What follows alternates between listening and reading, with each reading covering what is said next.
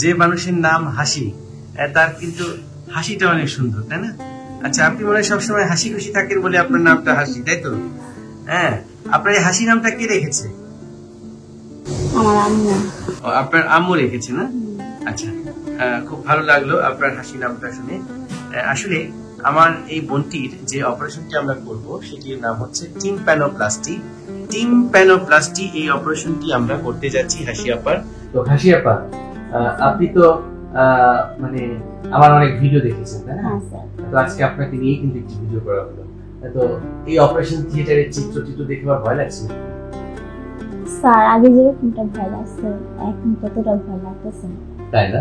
আপনার কথায় আগে ভয় অনেক কেটে গিয়েছে। ভয় কেটে গিয়েছে। আসলে অপারেশন থিয়েটারটা কিন্তু একটু হলেও ভয়, আমি চাই ভয়টা কেটে যাক, আসলে কেটে যাক। কারণ আমরা আসলে রোগ ব্যাধি নিয়ে নিয়মিত কাজ করছি।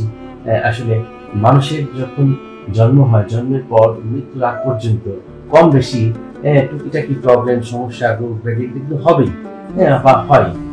এগুলো থেকে মুক্তির পথও কিন্তু খোলা আছে। তো এই জন্য যে চিকিৎসা পদ্ধতিগুলো রয়েছে সেগুলো যদি সাধারণ মানুষ জানে তখন কিন্তু আর ভয় থাকবে না। আর সেই ভয়গুলো কাটানোর জন্য ভিডিওগুলো তৈরি করে, বিশেষ করে সচেতনতা তৈরি করার জন্য। এই যে ধরুন আপনার কানের পর্দায় যে ফুটা হয়ে গেছে, কিন্তু মানুষ আগে জানতো না। স্যার, যতটা সাহস হয়েছে আগে এতটা সাহস ছিল না স্যার, আপনি ভিডিওটা দেখার পর আমার সাহস হয়েছে। হাসি আপা প্রথমে আমাদের ম্যানিয়া সিটি স্পেশালাইজড হসপিটালের ইমার্জেন্সি কেয়ার ইউনিটে আসেন, তাই তো?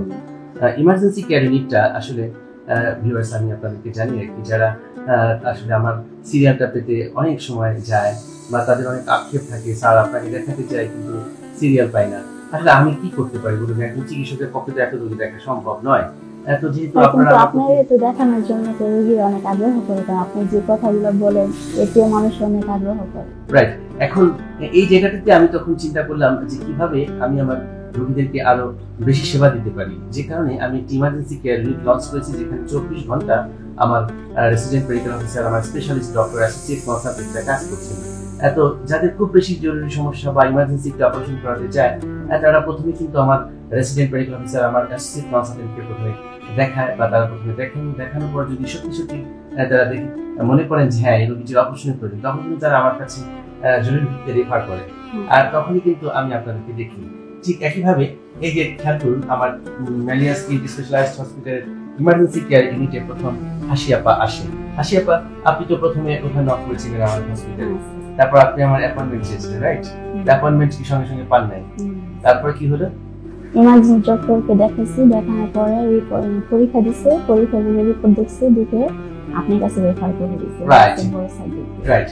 এই যে বিষয়টি, অর্থাৎ যখন একটি জায়গায় রেফারেল সিস্টেম চালু থাকবে তখন কিন্তু আসলে যারা সত্যিকারের অপারেশনের রোগী, জটিল রোগী, তারা কিন্তু বিশেষায়িত চিকিৎসা বা স্পেশালিস্ট ডক্টরের চিকিৎসাটা কিন্তু তারা সহজে পেতে পারে। যেখানে কিন্তু আমি ম্যানিয়া সিটি স্পেশালাইজড হসপিটালে আমার একটি ইমার্জেন্সি কেয়ার ইউনিট লঞ্চ করেছি, যে ইউনিটের মাধ্যমে আমি রেফার্ড রোগীদেরকে দেখে থাকি এবং তাদের যদি জরুরি চিকিৎসার প্রয়োজন হয়, ইভেন তাদের যদি কোনো অপারেশনের প্রয়োজন হয়, সেটা কিন্তু আমি করে দিচ্ছি। তো যথারীতি তিনি আসলেন নভেম্বর মাসের 11 তারিখে। আসার পর আমার রেসিডেন্ট মেডিকেল অফিসার দেখলো যে তার কানের পর্দা ছিদ্র। সেটা আবার আমরা একটি অটো এন্ডোস্কোপি প্রসিডিউর করেছিলাম। এই যে খেয়াল করুন, এটা কিন্তু আপনার ডান কানের পর্দা, কি সুন্দর ঝকঝকা চকচকা, তাই না? পক্ষান্তরে আপনার বাম কানের পর্দার অবস্থাটা আপনারা খেয়াল করুন, এই যে পর্দার মাঝখানে কিন্তু একটা ছিদ্র। মূলত কানের পর্দায় কেন ছিদ্র হয় সেই বিষয়টি আমি একটু এই মুহূর্তে জানাতে চাচ্ছি। মূলত মধ্যকর্ণে মাঝে মধ্যে জীবাণুর সংক্রমণ হয়, সেই জীবাণুর সংক্রমণ থেকেই কিন্তু কান পাকার রোগ তৈরি হয়ে যায়। অর্থাৎ কানের মধ্যে সংক্রমণ হওয়ার পর কানের পর্দা আস্তে আস্তে ইনফেকশন হয়ে ছিদ্র হয়ে যায় এবং সেখান থেকে আলটিমেটলি আমরা বলি ক্রনিক অটাইটিস মিডিয়া নামক একটি রোগে রোগীরা আক্রান্ত হয়ে যায়। আপনার সমস্যা কি হতো আপা? স্যার, আমার হলো ফুসকানি করতো, আর কানের ভিতরে আওয়াজ করতো, ব্যথা করতো, আর ভার থাকলে কানে কম শোনা যেত কথা। আচ্ছা। সো এটা হচ্ছে কমন সমস্যা, অর্থাৎ এই সমস্যাগুলো ম্যাক্সিমাম ক্ষেত্রে হয়ে থাকে। অতএব আমরা আজকে তার এই ফুটা পর্দাটাকে পরিপূর্ণ করতে চাই একটি অপারেশন করার মাধ্যমে। আর সেই অপারেশনটির নাম হচ্ছে টিম্প্যানোপ্লাস্টি। কেন নাম? কারণ টিম্প্যানিক মেমব্রেনের আমরা রিপেয়ার করবার জন্য নাম হচ্ছে টিম্প্যানোপ্লাস্টি। আর এই অপারেশনটি করতে আমি এই যে দেখুন, এই যে একটি মাইক্রোস্কোপ আমরা ব্যবহার করবো, ঠিক আছে? এটা কিন্তু কার্ল জাইস ব্র্যান্ড এবং এই মাইক্রোস্কোপটি সেই শুধু জার্মানিতে কেনা হয়েছে। এটা বিশ্বসেরা একটি মাইক্রোস্কোপ, যেটা ফুল এইচডি ক্যামেরা এবং হাই রেজুলেশন। এটা দিয়ে যখন আমি আপনার কানের ভেতরটা দেখবো, চকচকে দেখবো এবং খুব সুন্দরভাবে আমি অপারেশন করতে পারবো। ঠিক আছে আপা, দোয়া করবেন আপনি আমার জন্য। Okay sir, hope for the best. হ্যাঁ, আপনাদের হোম ডিস্ট্রিক্ট কোথায়? শ্বশুরবাড়ি ডিস্ট্রিক্ট হ্যাঁ বলুন। বিক্রমপুর স্যার। আর বাপের বাড়ি? এই যে সিঙ্গিপুর। আচ্ছা আচ্ছা, ভেরি গুড। তো আপনার অপারেশন সাকসেস করার পর আমরা একদিন আপনাদের বাড়িতে ঘুরতে ওকে যাব। স্যার, ঠিক আছে, রাজি আছেন? হ্যাঁ রাজি আছি।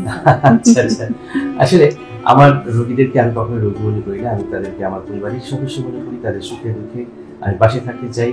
যেখানে কিন্তু আমি patients follow up in house আগে অনেকটাই স্যার ভয় পেতাম, যেহেতু আপনি ভিডিওটা দেখছি, আমার হাজবেন্ড আপনি ভিডিওটা দিচ্ছে যে স্যারের ভিডিওটা দেখো, তারপরে আমিও সার্চ দিয়ে দেখছি, আমার অনেক ভালো লাগছে, এই জন্য স্যার আপনার কাছে চলে আসছি। সো ভিউয়ার্স, এভাবেই আমরা চিকিৎসা সেবা দিচ্ছি।